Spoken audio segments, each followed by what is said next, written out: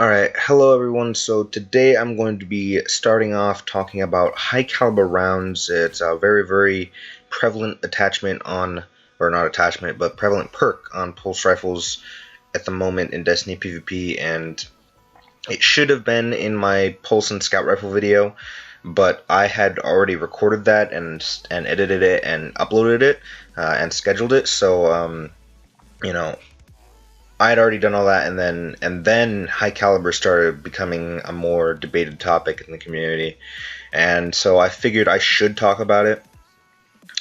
So that's what I'm doing here in the beginning of this video. Just know that this should have been in the pulse rifle section, and I apologize for that. And then after high caliber, I will be moving on to special weapons. So yeah, it's become a heated high caliber rounds has become a heated topic in the PvP community since Iron Banner came around with the Clever Dragon as a prime drop, which with the new weapon setups can have high caliber rounds without any downside, i.e. giving up a stability perk. And thus it has come back into the conversation. The arguments made for removing it are compelling, many saying that you can't tell if a person has it or not until it's too late, and that it ruins gunfights by increasing the flinch received.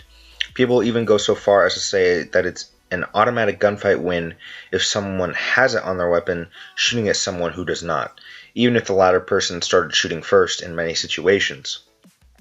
After using a damn near perfect Clever Dragon for a few weeks now, I can certainly see where they're coming from, and I accept that high cal should probably be removed or made useless in PvP, at the very least on high rate of fire pulses. As I said earlier, it could have a place on scouts, and I'd prefer to leave it on exotics, maybe even lower rate of fire legendary pulses, i.e. Red Death, Hopscotch.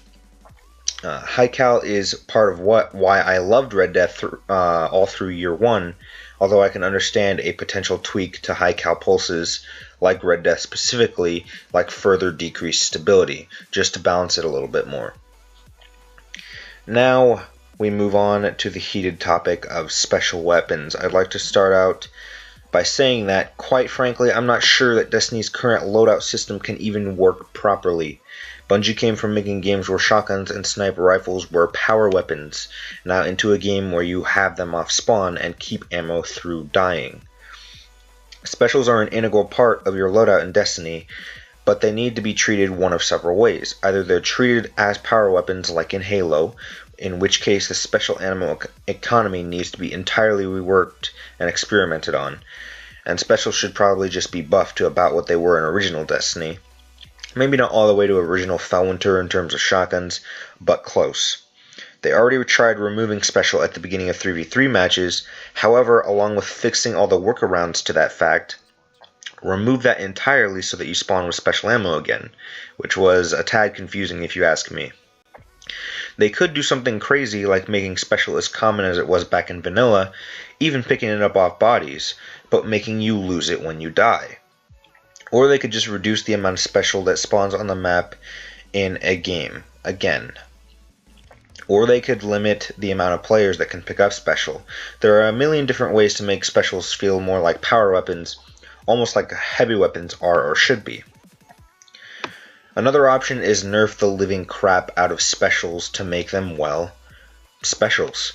High skill, high reward weapons that are only good if you're good with them, and even then only in more specific situations. I don't like this strategy because it could very well shift the special meta into high rate of fire everything if done incorrectly, which would be bad. And it would be very hard to balance shotguns this way compared to sniper rifles and other specials because of the maps and movement in Destiny. This game was practically designed for shotguns. It was certainly intended for aggressive, fast-paced play. The final option is to buff primary weapons evenly off of the platform I provided in my primary balancing videos. One suggestion has been focused on in the community as of late is to make all primaries what they were in their respective metas, i.e. auto rifles buffed back to beta and vanilla status, hand cannons buffed close to what they were during the Thorn Last Word meta, pulses return to their dominant place back in pre-Taken King through Taken King, and could be wrong on that time frame, but I honestly don't remember. But yeah, back when pulses were dominant, that was probably one of the better metas, and I personally loved it. So putting pulses back there would be pretty cool.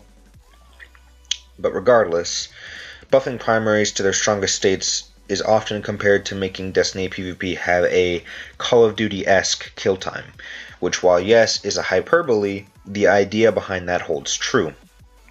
A kill time that fast isn't what Bungie wanted for the game originally, in my opinion, but I could say I want a Halo kill time over a Call of Duty kill time all day long. That's just me making extreme examples to illustrate my opinion. Slower times to kill generally means more skill required, which yes, I know that's a bit of a shaft to the casual players of the world, and there are many. I do, however, think that this idea would make Crucible better than it is currently, because at least the focus would be more on primary gun skill over special weapon plays that are too easy to make right now against weak and low variety primaries. I have almost no doubt about that. Now I'm going to ask you to leave everything I just said behind, because I'm going to tell you how I would change specials in the current game status to go along with my primary changes. For shotguns, I'd fix their consistency issue, assuming it's that easy, akin to the hand cannon ghost bullet issue. I'd also reverse the range changes made in the April update, I think it was. I'd make the drop-off steeper so that you can't snipe low health opponents from crazy ranges. I would also say that the one-shot kill ranges should be brought down just the tiniest bit, nothing massive, and this would just be to scale back the snipes that you can still sometimes get on full health enemies with Party Crasher and the recently returned Matador. To give a number example, my PlayStation Matador with aggressive ballistics, close and or personal, reinforced barrel, and performance bonus has a range value of 32 according to the Bungie site and Destiny item manager. I might reduce this down to say 27 or 28 at the lowest, probably more like 29 or 30, just a very, very small range reduction. For sniper rifles, I'd want the return of their handling stats back to early Taken King level, maybe even better. In exchange, I'd want body shot damage reduced, and maybe even a rate of fire nerf across the board. I'd also drop aim assist values at least a little to make the complainers shut up. Good snipers won't be affected by that. That would be a start. There are a few other things that could be done, making more scopes appealing than just short gigs, ambush if you're feeling saucy, if you have hidden hand. Also bringing LDR 1k yard and longbow archetypes back into the fold with some kind of incentive. Right now there's no reason to use them over either their immediate lower impact or immediately higher impact cousins, because only the highest impact snipers can kill armored supers now, and there's no reason not to use a 1k yard stare over a bit lower impact one, because both can res snipe. But one has a faster rate of fire and oftentimes just as much aim assist, as in the case of the old Trials of Osiris sniper, Glass Promontory. What should the incentive be?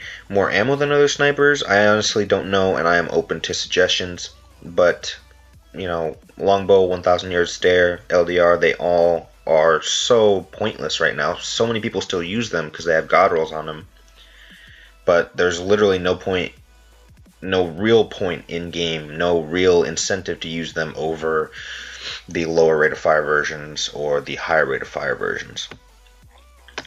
Both fusions and sidearms are close to being viable, but realistically snipers and shotguns will always dominate a serious meta.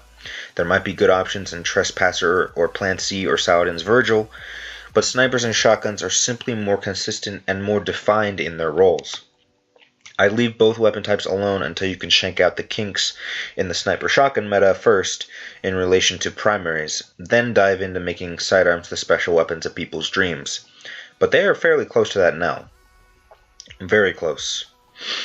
In addition, I'd never want fusions to be buffed. Getting zapped from sniper range randomly is and was one of the most aggravating things in the entire game, possibly only because it happens so rarely that it just feels wrong.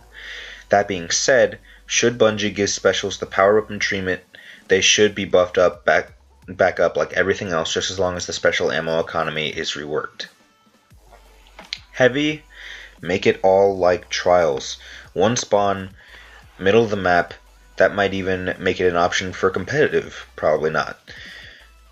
I can honestly say that after playing in my first tournament over the weekend and playing fairly well but still losing early, that I enjoy competitive, and all my changes do have that side of Destiny in mind somewhat.